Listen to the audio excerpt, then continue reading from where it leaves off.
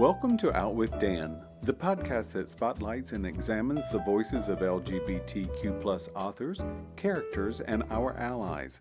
Together, we lift our voices and we tell our stories. I'm Dan White. Join me as I chat with this week's author.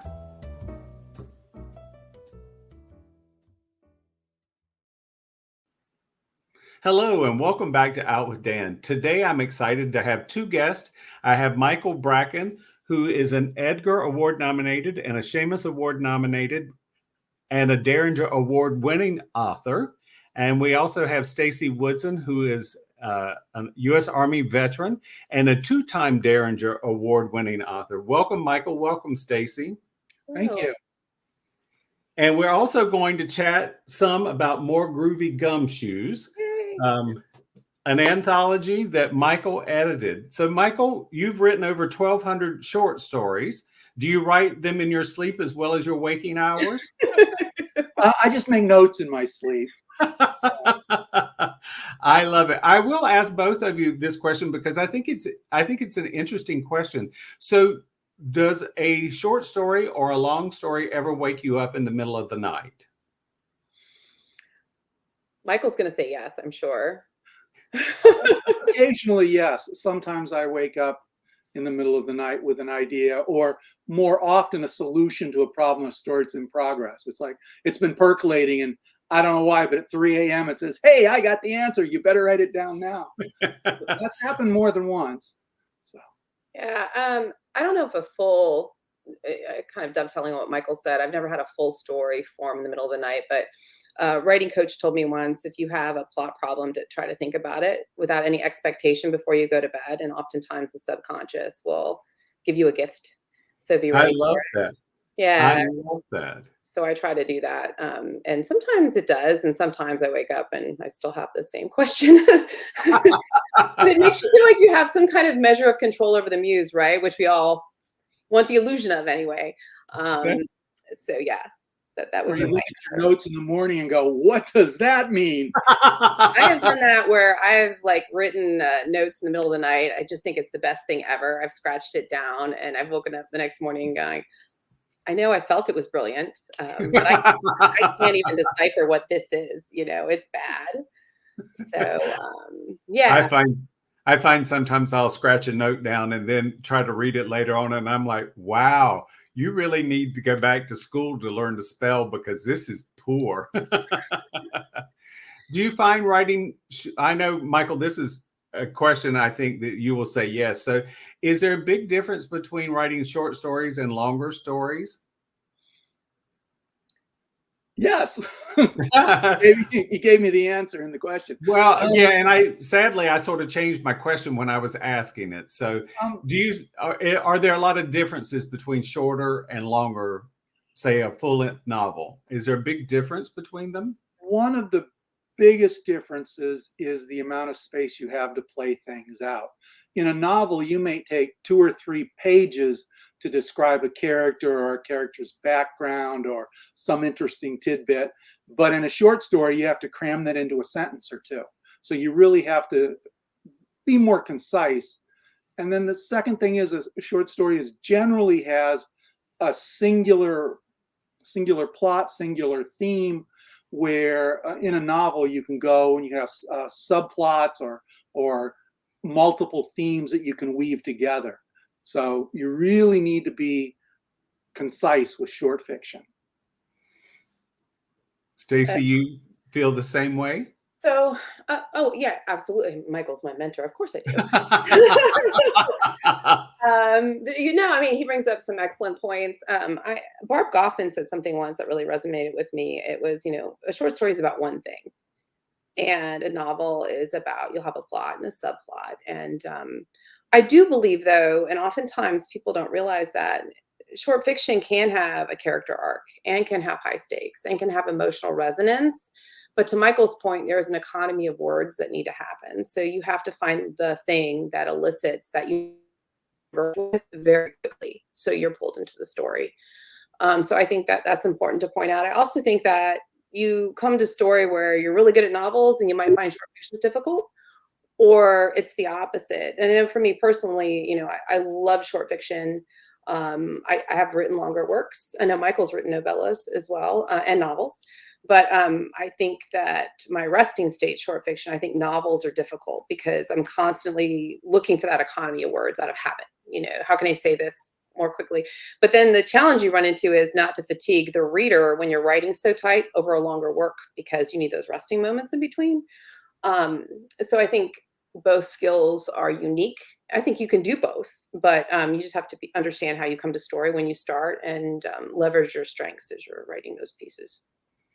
In talking to Reed Farrell Coleman, one of the things that I had said to him was that I found that with a lot of longer novels, I'm the kind of person that wants a short story, even in a longer novel, in the fact that I don't need to know how many shades of blue the sky was. To me, that's irrelevant, unless that sky turns quickly to gray and we're going to have a thunder and lightning storm.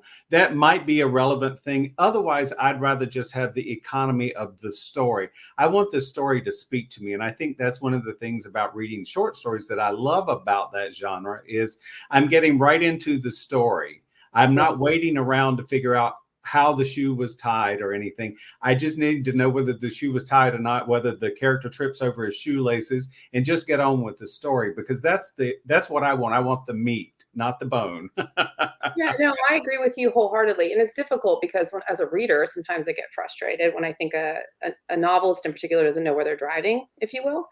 But I also think it's really important as writers that we ask ourselves, does it inform character? Does it inform plot? Ideally both. But if it doesn't, it needs to go. So if that storm you're describing, if it doesn't create a complication or conflict in the story or set a particular mood that's critical, it doesn't need to be described. It's just there to add words. Sometimes I feel like sometimes writers are just trying to add words to a page instead of thinking about the emotion or journey they want to take a reader on and whether or not that fulfills that requirement. I totally agree. I read a book recently that I enjoyed. It was 330 pages. And by the time I got to page 330, I realized I would have liked it a lot better at 200 words.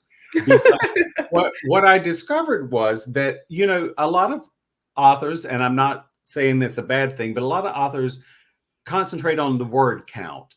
20 years ago, the average book was around 200, 225 pages.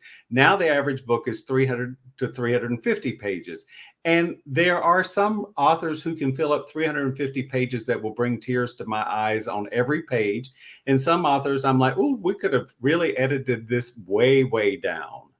Yeah. So I do find that economy of words is so important to me as a reader, because I read so much. I don't want to be tripping over just a bunch of words that someone added in.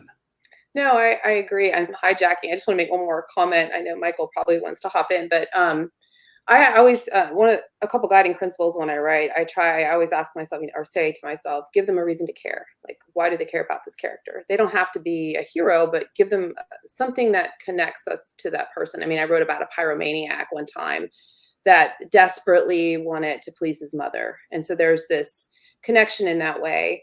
But also, to your point about economy of words, I always say to myself to do not give them an invitation to skim. And I think you know what I'm talking about, right? You walk in and you get like 3 pages of here we are, and I'm like, oh, it's just that's those 2 things that I really try to focus on. Besides I think that's very wise advice, Stacy. I do, because I've never heard anybody put it that way. But you're right. If the reader gets a chance to skim, maybe because they're bored or they just want less to tell, then you're going to lose something in that work, I think. I agree. What do you think, Michael? I'm sorry, I've been doing a lot of the talking. I'm a craft nerd, if you haven't guessed. I love that. Yeah, Stacy's attended a lot of sessions and lessons and lectures on how to write. And I started by just pounding the keyboard and learning it myself. So she's got all these fancy words, and I just, put it on the page.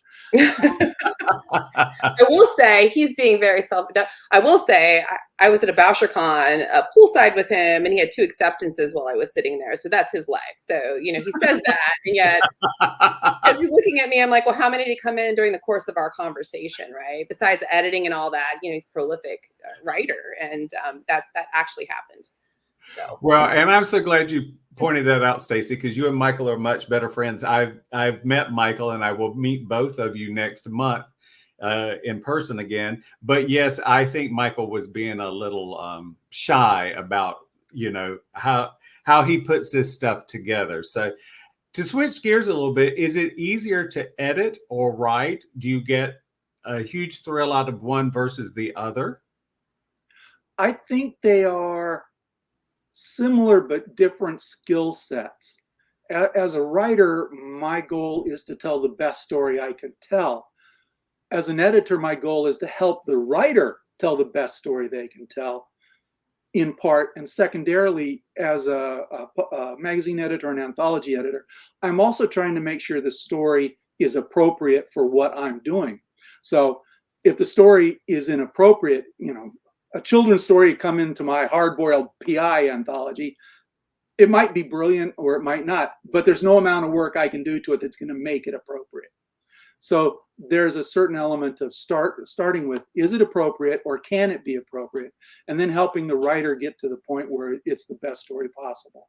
And it's very fulfilling when that happens. Either way, if I write a good story or I help a writer get to that point. And I think editors have the advantage. Now, maybe it's not an advantage, but sometimes we have the opportunity to work with a writer, and they'll come and they'll say, God, I really want to write for this project of yours, but I don't have an idea. And then we can feed them maybe a whole plot, maybe just a concept. We go, nobody's written about this. Could you work something in like that? There's your opening, Stacy. You're going that's tied to One Night in 1965, and that's why he brought it up. To answer your question, then go back to that. First, besides, I want to talk about Michael first. He is a writer's editor, which is amazing. He has the ability to see someone's style and not interfere with it, and ask those specific questions to make sure the story comes together. He's the joy to work with, and he's also a coach. He's very passionate about growing writers and the community, and you know, his answer, you can hear those facets of it, you know, in his response. And in terms of the way I come to writing, I'm learning how to be an editor. He's mentoring me. We've edited 2 anthologies together that are not out yet, so I'm grateful for that. But when I'm writing, I edit as I go, and for me, the layering is what creates the depth to the story. And yes, Michael's right. It's 2 different parts of your brain and how you approach story. But for me, I have to edit as I go to get to the good stuff. One Night in 1965, which I know you've read, came at a time in 2020 where, you know, it was a dark time for all of us. It was the year of COVID. And it was the year I had breast cancer. I'm fine, but I was coming off of all of that in December when Michael reached out to me and said, you know, I would like you to consider writing a private eye story that deals with a draft dodger in the no, we didn't get to that point yet. A military character in the 1960s. And I'd never written a PI story, and I really tried to come up with an idea, but I still was just so wrung out. And I just said, Michael, I can't get there. I appreciate the opportunity. I hate to say no. I hate to say no to him for anything. And then he came back and he's like, well, what about a draft dodger? And then I thought about that, and I thought about, you know, the politics of the time, and I just started Googling, and then I came up with this specific time in history that inspired the story. But I never would have arrived at that if he hadn't made that suggestion. And he does that for not just for me, for many writers. So I'm really grateful for that, and hope to be able to. What's that? Well, that story has been selected for inclusion in the year's best mystery stories, and it's currently a thriller nominee. So it is excellent as well. I just enjoyed it. It's funny because, well, it's not funny. It's wonderful what you've crafted, because from the very first of it to the end of it, you know the characters involved. And that's, as I said earlier in the podcast, that's something that I'm really very interested in. I don't need you to describe it. I will decide whether I like them or not just by what you give me. You gave us a great story, and congratulations on it. It is a wonderful story. Thank you so much. You're welcome. It was it was such a delight and surprise to see it was well received in the way it has been. So thank you. Well, it is, you know, and I think one thing that I will say, to give you another compliment, you don't pick a side You show us your characters and what they're thinking and how they're feeling and why they're thinking and feeling this way. And we as the reader get to determine whether we agree with them or disagree with them, like them or not like them. I love it when someone puts something on the page and lets me decide. Same with watching any kind of news show. Please don't say this next story is going to break your heart. Maybe I'll think it's funny. It's hard to really know what someone, all of us have a different sense of humor. Mine happens to be twisted. So, as with the Roadrunner and the Coyote, every time the Coyote gets a rock on his head, I laugh. I know I shouldn't. It's violent, but it's funny to me. Right? So if you give me a rock on the head of the Coyote, I am going to laugh whether I'm supposed to cry or not.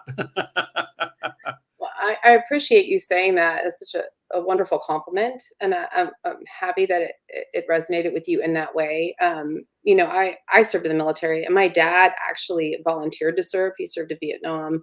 Wow. He's a Khe vet, and there's two sides to that story because there's part of us as service members that say you have a responsibility, but then at the same time, I have kids, and even as someone whose responsibility was to implement policy that I wasn't responsible for, and leading soldiers to do those things, I had to really take a minute and say, okay, well, what does this mean? This idea of integrity and loyalty and being a good person. Is it that I sign up, or is it that fact that I have my battle buddy to my right and left of me, whether it be a friendship or whether it be on the ground fighting a war, with them in mind as I'm making choices. And so that was kind of me working through what that meant in that story. So I'm glad it came across whether I wasn't picking a side, because I was trying not to. I really was trying to show both parts of it, because I'm very torn about what that answer should be myself. Well, and I think even with your main protagonist towards the end of the story, he sees some things that he hadn't seen before just in his own thinking. And of course, that's something else I love. I mean, you want to see every character grow as positively as possible. They don't have to change. They just need to experience growth. That's always a good thing to read. Well, thank you. Sure. So next month, I get to be spoiled by meeting both Michael and Stacy in person because I'm going to Short Con. So will one of you tell the audience what Short Con is?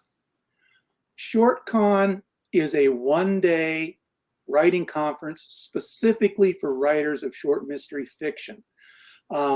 Short story writers, short crime fiction writers are often overlooked or shunted to the side. At the major conventions, we get one panel, two panels. On a good convention, we get three panels.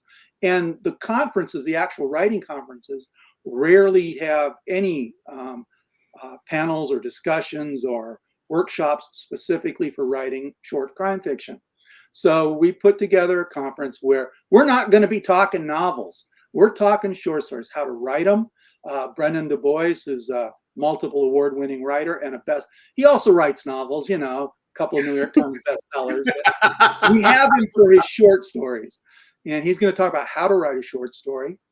Jackie Sherbo, who's the senior managing editor at both Ellery Queen's and Alfred Hitchcock's Mystery Magazine, is going to come down and join us and talk about what happens behind the scenes and ways that you can get your stories looked at a little more closely or catch the attention of the editors. I'll be doing a session on how to turn writing short crime fiction into a career. A lot of the things that don't ever get covered, like how to write a cover letter, how to turn one sale into multiple sales, how to find markets that are other than the obvious methods, how to work with editors, things like that. And Stacy's going to wrap up the day by bringing all the three presenters together for a panel discussion that she's going to lead. I think we're calling it Everything You Forgot to Ask. So, I love it. Things that we didn't cover that people want to know. And hopefully some good socialization. Breakfast and lunch is included, and dinner's at an optional cost if anybody hangs around afterward. So, and are there spaces available? There are still spaces available. Registration continues to trickle in. We still got a couple of more weeks that we'll take registration. And where do the listeners find information about ShortCon? EastCoastCrime.com. Perfect. Yes, Perfect. and we hope you'll be able to join us June 22nd in Alexandria at Elaine's Restaurant. I wanted to add to the restaurant is centrally located to the Amtrak station and to the airport. And so it's easy to get to. And we have a great room block if folks want to spend the night in Old Town. So you can find that information at eastcoastcrime.com if you're interested in registering. And I'll add to it because I did a little homework before I signed up for it, so I didn't get stuck in the middle of Iowa without a car. You can also get to and from this conference via the subway. If you want to stay in Washington, D.C., which is what I'm doing, you can take the subway out to Alexandria, and it's not a very far walk from the subway stop to Elaine's. And of course, from the airport into the city, to either city, Alexandria or Washington, D.C., there's plenty of public transportation, so you don't have to worry about parking and all of that stuff. And of course, if you want to park, they have parking available there as well. So that's a good thing. Yep. Yes. Thank you for mentioning the metro. It's wonderful because you can land at Reagan and take the metro straight in as well, or to the Amtrak station. So yeah, it's a great location. And we're delighted to have it at Elaine's, which is a literary salon in this area and often features authors. They do a lot of their launches there. So it'll be fun to have it in an atmosphere that's built around writers. There's a writer, Jeff Higgins, who owns it. So he's very focused on nice. writers. That's very nice. And that's great. Yes, sir. Related to the previous evening, the restaurant is hosting a noir at the bar where several writers are going to be reading, including Brendan and Jackie Sherbo, and then some other local writers will be joining them. So if you come in early, there's stuff to do related to it. So. Yeah, and I will be there for that as well. And anyone who hasn't been to a noir at the bar, if there's one in your city or a city you're traveling to, you really should go because you get to hear authors read, you get to hear their voice. You find that authors won't read their works the same way you read them because the author has a voice that person hears. And it's great to be an audience member because you get to hear what the author hears through their own ears. Yeah, I wholeheartedly agree. The first time I heard now S.A. Cosby was Sean Cosby, and we read together at Noir at the Bar, and his story was so riveting because he can deliver a story in any form, and it won the Anthony that year. But I was so blown away by it and wanted to read anything that he wrote. And so, to your point, it's a wonderful way to introduce yourself to new authors. This time, we're trying to focus on short fiction. But there are novelists that are mixed in with the group that are reading too that have longer works if that's something that people are looking for. I am totally excited. I'm fanboy number one, so I'm looking forward to ShortCon. And anybody who wants to come along, I sit and drink coffee and booze, so I'm great company. Who doesn't? I don't limit myself. Well, I should say on the booze topic, our headliner, we have a tradition we're starting that they have a drink named after them. So Brendan's drink is a martini, more to follow on what that looks like, but it's very unique to him. So we'll be talking about that later. And people who register for ShortCon will have the recipe included in their registration materials on a little card. So the restaurant psychologist is preparing special drink. I love that. I'm already ready, and it's not even lunchtime yet. So, Michael, do you have a website or social media you would like to share? My website is crimefictionwriter.com. I'm available on Twitter, whatever it's called now, Facebook and Threads and Instagram, in some form of crime fiction writer or crime fic writer on all of those. Fantastic. And I'll also list all of this information in the show notes as well. Okay. Stacy, what about you? StacyWoodson.com. And then I'm on Facebook and Instagram. Lovely. Thank you. Well, once again, and we didn't get to talk enough about it, but More Groovy Gumshoes is available. It is out now. It is a collection of short stories that's set in the 60s, and it's so groovy and so wonderful. So thank you guys for being here. I appreciate it very much. Thank you for having us. Thank you for joining me for this week's episode of Out with Dan. You can find more information about this podcast and its host at OutWithDan.com, on Twitter at OutWithDan, and on Instagram and Facebook at GoOutWithDan. This podcast is hosted by Authors on the Air Global Radio Network, and the theme music is provided by bensound.com. Join us again soon for the next episode of Out with Dan.